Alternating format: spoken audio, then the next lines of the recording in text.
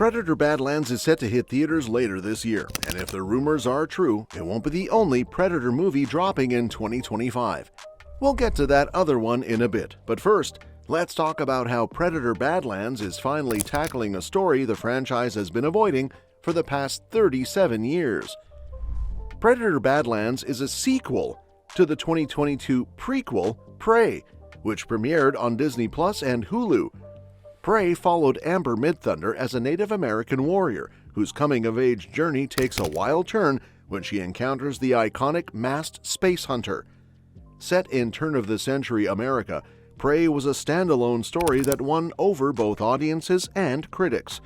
Director Dan Trachtenberg wasted no time signing on for more and eventually landed on Predator Badlands as the next chapter in this legendary monster franchise.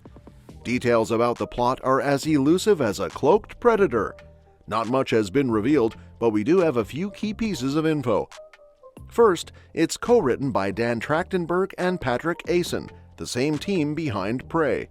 Unlike Prey, though, this one will be set in the near future. It will also follow two sisters, both played by the same actor. Elle Fanning, best known for the Neon Demon, who joined the project in summer 2024, is that actor. According to Empire, Predator Badlands will be set on an alien planet, but not necessarily the Predator's home world. The closest we've seen to that was in 2010's Predators, where a nearby moon served as a hunting ground for the creatures. One major twist this time? The Predator will actually be the hero. That's a big shift from past films where it was usually the villain. The closest we've seen to this was in 2004's Alien vs. Predator, where a predator briefly teamed up with a human to fight off xenomorphs. But that movie wasn't exactly a hit with critics and isn't fully considered canon in either the Alien or Predator franchises. So, for the first time in 37 years, the Predator is officially taking the lead as the hero. The creature is front and center, leading the charge, Trachtenberg told Empire. He's still a total badass, but there's also something emotionally compelling about him. Creating a character you connect with while still being super intimidated by has been a challenge, but an exciting one. As for the human side of things, Elle Fanning is the only confirmed human character in Predator Badlands. Not much is known about her role, but she's expected to play two characters haunted by the same disturbing past. Trachtenberg also spoke about the tough shoot Fanning endured, saying she faced intense challenges on this movie, dramatically, physically, logistically. During early production, Predator and Alien fan site AVP Galaxy uncovered some intriguing details about Elle Fanning's role through a casting document. While still keeping things cryptic, the film was described as a groundbreaking story where one of the two main narratives explores the deep, complex bond between two very different sisters, whose familial ties are pushed to the limit as they follow diverging paths and missions. Another description hinted that the central roles were open to female or non-binary actors, with one character being someone who has spent most of her life in a lab and is now setting off on her first big adventure. She's described as incredibly smart, witty, enthusiastic, and unflappable, with an instinctive disregard for danger, not because she's fearless, but because she's naive. Strong comedy chops required. Meanwhile, her twin sister Tessa has a militant intensity and is fully committed to achieving her family's goals. She's so focused on her mission that she won't let anything get in her way, not even her own twin. You might have missed that Predator Badlands won't be the only Predator project dropping in 2025. 20th Century Studios president Steve Asbell recently confirmed that Dan Trachtenberg has also directed a second, secret Predator movie set to debut on streaming. After Prey became a hit, Trachtenberg wasn't interested in doing a direct sequel. Instead, he pitched several wild ideas, and the studio went for two of them. One I can't talk about yet, Asbell teased, but the other is a live-action Predator film with Elle Fanning that just wrapped in New Zealand. That'll hit theaters next year. He described Badlands as an absolutely bonkers idea, a sci-fi thing, but not what everyone expects. As for the second project, it's reportedly an animated anthology featuring stories, and we have an idea who the Predator will go against in this. Kicking off with a samurai versus predator story could be an awesome way to expand the franchise, blending one of the most visually stunning and culturally iconic genres in film. Classics like Seven Samurai, Yojimbo, and Lone Wolf and Cub have made such a huge impact that even people who haven't seen them recognize their style. With samurai history spanning from the late 12th to the late 19th century, there's no shortage of cool historical settings to dive into.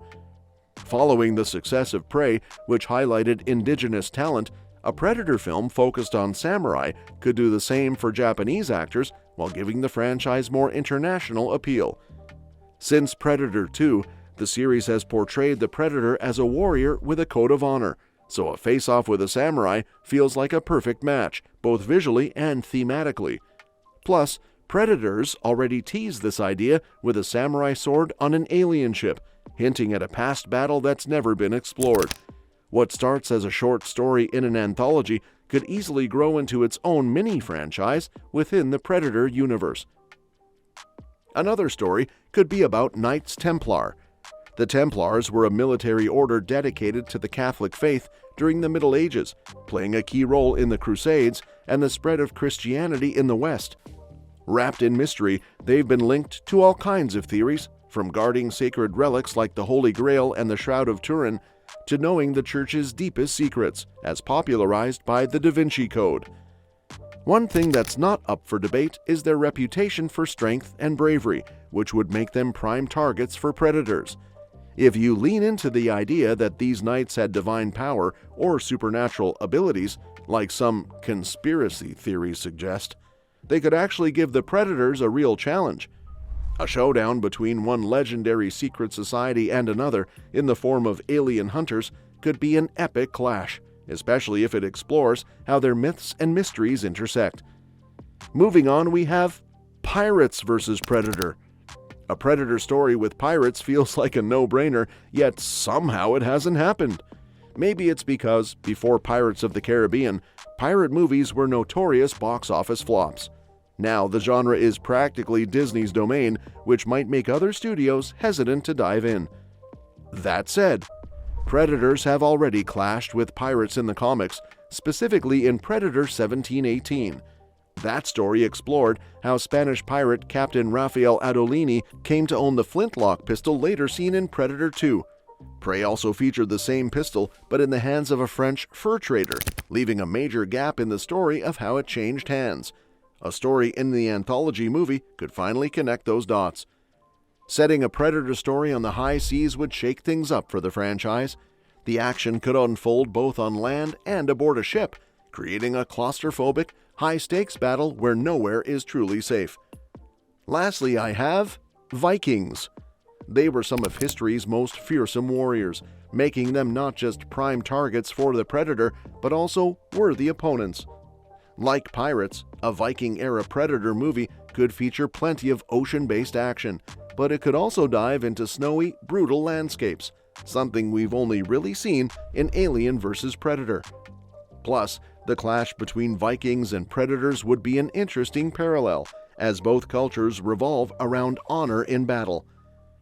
With the success of Vikings on the History Channel and the hype around the Northmen, audiences clearly love Viking stories.